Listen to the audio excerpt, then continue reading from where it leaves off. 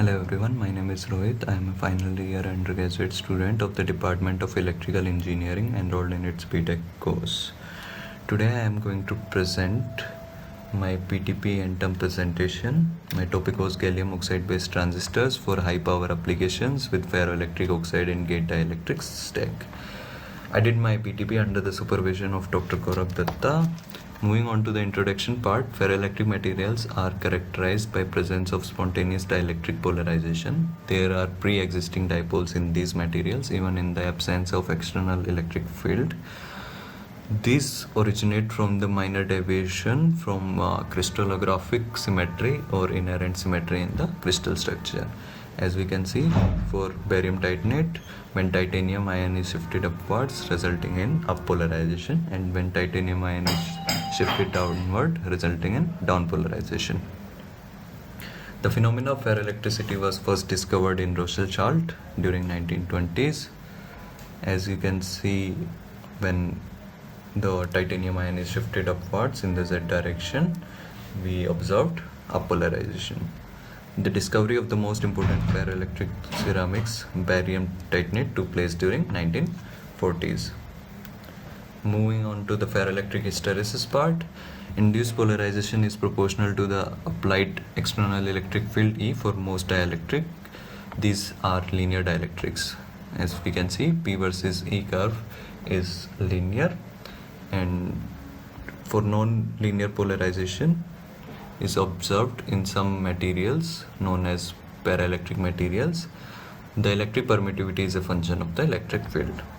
As we can see, P versus E curve is non-linear, and the slope of this P versus E curve is proportional to permittivity. Hence, permittivity is also not constant for paraelectric and ferroelectric materials. In case of ferroelectric materials, we have spontaneous polarization and EC, coercive field, which results in hysteresis loop kind of thing.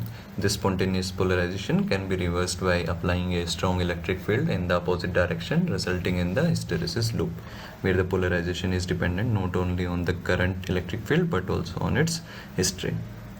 As we can see, this PR is known as remnant polarization, which is spontaneous polarization at zero electric fields.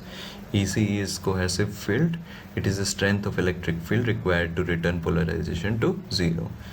PS is saturation polarization. Moving to ferroelectric capacitor. A ferroelectric capacitor is a device with two electrodes. We can apply an electric field and polarize the capacitor either down or up. Ferroelectric materials in a region can have negative capacitance. Negative capacitance implies if charge across plates is increased, voltage across plates drops. C is dq by dV. If C is less than 0, implies as voltage decreases, charge increases. More definition, capacitance is equal to double derivative of free energy density with respect to charge inverse. So we can see for paraelectric materials, the curvature is always positive, resulting in positive capacitance. But for ferroelectric materials, in this region, curvature is positive, but there is a region where curvature is negative. So this is the reason resulting in negative capacitance. Moving on to Landau-Devonshire theory. Landau and Devonshire proposed a equation for G and P. So G is equal to alpha P square plus beta P to the power 4 plus gamma P to the power 6 minus EP, where G is free energy density, P is polarization, E is electric field, alpha beta gamma are Landau coefficients. In general, alpha beta can be positive or negative, but gamma is positive for stability reasons.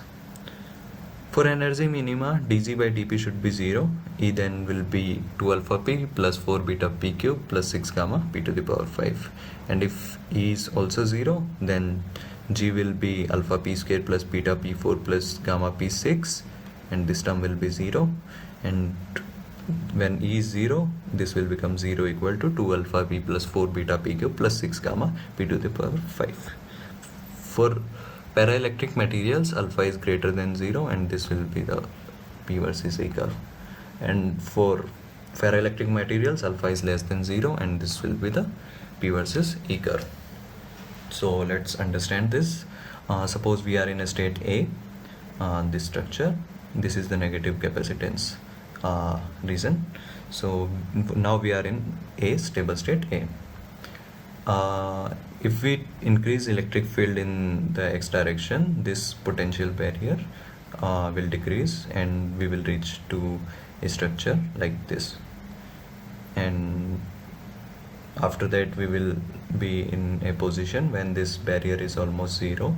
Now we will be directly able to jump to the lower energy state, that is in C. So there is a transition from this state to the C state, and this is a direct jump. So we are not going into the negative slope region because that's not stable. Similarly, when we come back from C to the other state, it will be opposite way. Like when we are in this stable state, and if we try to go into this stable state, so the potential barrier here will become zero and we will directly jump to another state. Since there is a state jump, like we are traveling in this way and then we are directly jumping to the another state, not going into this green curve, negative capacitance region, so we are not able to observe the negative capacitance for isolated ferroelectric materials. Now, how can we stabilize this negative capacitance? So we have to use a ferroelectric in series with a dielectric. So ferroelectric plus dielectric. So this red one was the curve for G versus P for ferroelectric material. Blue one is for ferroelectric plus dielectric. Green one is for dielectric. So we can observe that ferroelectric had two stable states and dielectric had only single stable state. And combining, we can observe almost zero kind of G versus P slope. So total energy for ferroelectric plus dielectric is G is equal to G ferroelectric plus G dielectric, which can be written in the form of derivative. If we take double derivative with respect to Q, so this will be my equation where this is my 1 over C and this is my 1 over C ferroelectric, this is 1 over C dielectric. From here we can get capacitance is CF into CD, CF minus CD, where CF is negative. For stable system, CF should be greater than CD and C should be greater than CD. Moving to metal ferroelectric semiconductor subthreshold slope. So this is metal, then ferroelectric, then insulator, then semiconductor. So ion is mu W by L, Cox VDD minus VDH square, with scaling down of the features. VDD is going down, and to keep ion same, VTH is also going down. And I of is proportional to 10 to the power minus VTH by SS. SS stands for subthreshold slope. Since we saw that with feature scaling down, VTH is going down, and if VTH is going down and subthreshold slope is remaining same, this I of current will increase, and if I of increases, that results in power consumption in the off state, and which is not good for our transistor. So we want to reduce this subthreshold slope as well. So subthreshold slope is dVg by d log ID. So if we simplify it, we will get 1 over AV into 1 over M into this term, and this term is 60 millivolt per decade. So the governing features are M and AV. So M is basically what we are seeing, like from V into this potential, and AV is like the gain from Vg to V int, that kind of thing.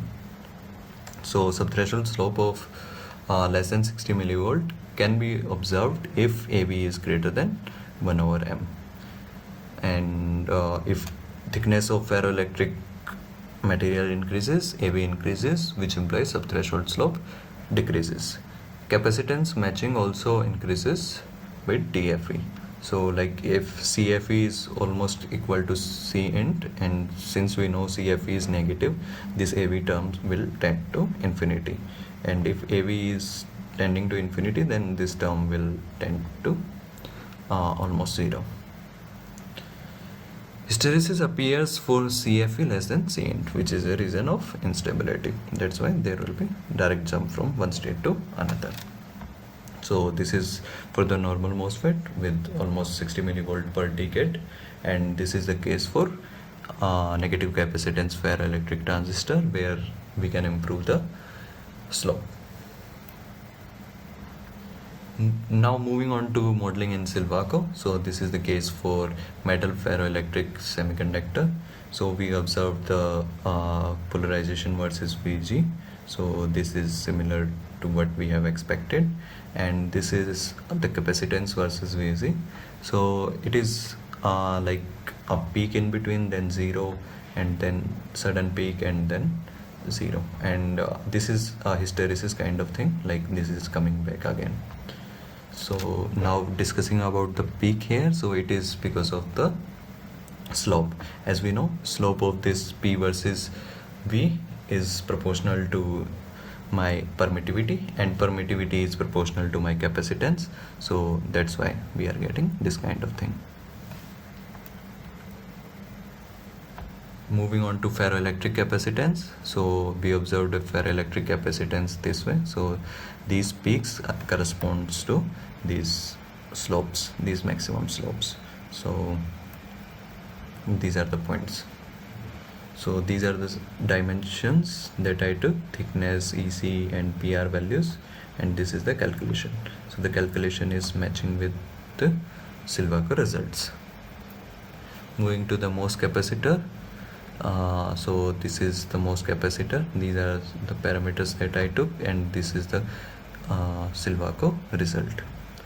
So this is also as expected. So this is my accumulation region, then the depletion region, and then this is my inversion region. Moving on to metal ferroelectric semiconductor capacitance. This is also similar to what we have expected. So this is like ferroelectric and then coming back. Now we can see it is 0 because we are operating at high frequencies. So at the inversion region, so it will remain constant. Now moving on to the next slide. Method for approaching subthreshold. So yeah, moving on to method for approaching subthreshold slope less than 60 millivolt. So I tried to plot CFE by COX versus CFOX. CFOX stand for ferroelectric oxide. CFE and COX is capacitance of ferroelectric divided by capacitance of the oxide. So it lies between -1 to 0.5, -0.5. And for CFE by COX to be in -1 to -0.5, this region, I calculated the n value. So n value will then be 1 to -1 to 0. And for that n value to be 1 to 0, my subthreshold slope then will be 60 millivolt to 0. So my target was to achieve a subthreshold slope from 0 to 60 millivolt. N value was my 1 plus C capacitance of silicon divided by capacitance of ferroelectric oxide. So n value will then be between 0 to 1. CFE by COX should be -1 to -0.5. C ferroelectric oxide was less than 0, and C ferroelectric oxide divided by CSI should be less than -1. So this is my design table. Moving to metal ferroelectrics insulator semiconductor capacitance. So this is the calculation part, and we can see this is also as expected. The results are matching, like this value is coming out to be similar to what we have expected. And this is the subthreshold slope. So subthreshold slope after optimization I obtained is 63 millivolt per decade. So for every case when I am optimizing, I am getting a subthreshold slope closer to 60 millivolt per decade. Moving on to conclusion, ferroelectric plus dielectric in the gate stack performs better than only dielectric in the gate, because ferroelectric materials have a negative capacitance which helps the FET to get a steep subthreshold slope. Isolated ferroelectric materials can't help, as we can't observe the negative capacitance as it is not stable state. Ferroelectric materials have a variable slope for the P versus E graph, resulting in the variable capacitance. Since P versus E had a hysteresis curve, the same kind of hysteresis is observed in the capacitance versus VG curve as well. Future work: the subthreshold slope less than 60 millivolt decade is not yet obtained. Like every time I tried, I got subthreshold slope closer to 60 millivolt. We need to optimize the parameters and should get a subthreshold slope less than 60. The best we achieved till now is 67 millivolt per decade. For high power applications, steep slope, beta gallium oxide, negative capacitance, field effect transistors with ferroelectric oxide in the gate dielectric stack can be used. Gallium oxide electronics can be used in harsh environments, commercial power electronics, nuclear facilities, space missions, and other uses are also possible. So for the BTP2, my task will be to implement this gallium oxide channel with gate dielectric stack and to finish that. Thank you.